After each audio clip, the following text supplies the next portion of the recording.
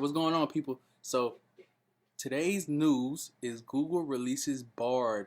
It's going to be a ChatGPT competitor. Now, a lot of people are making this a big deal, thinking it's going to be as great as ChatGPT. I'm gonna tell you why it's not as important as we think it is, right? So, for to begin, Google has had this technology for a while. They probably had it since I know it says 2017, but yeah, probably around 2016, 2017 when they had a conversational chatbot. There were a lot of YouTube videos where the chatbots were competing with each other and they were doing very well, right? But they decided to keep it in the vault.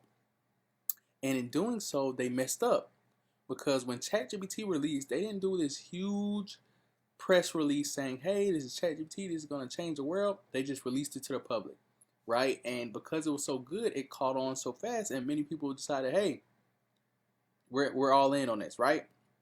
And I think that's how it's going to be. And Google is just going to have to suffer the consequences of that because they took too long to release it, right? I've used Google Bard, and to compare to ChatGPT is not as let's say human per se, if that makes sense. It's more so, okay, what's the question? Here's the answer. But ChatGPT, you can have real conversations with it. In the sense that, I don't think that's something that the Google Bard will be able to do yet, right? And I think they want to play it a little bit safe.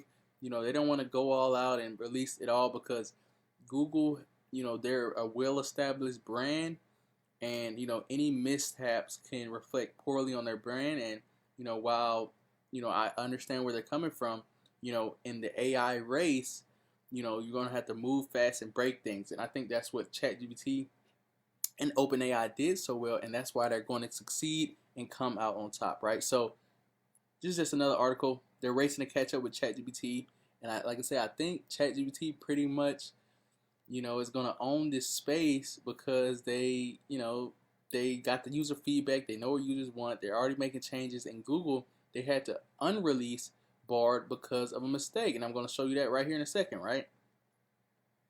So here's just, more articles. Like I say, when you search for something is a piano, rather than just showing you articles, they're going to introduce it right into the browser and, give the answer there, which is okay.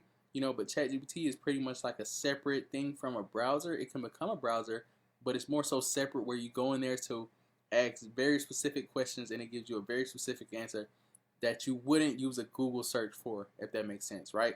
So here's what happened when Google did decide to release Bard.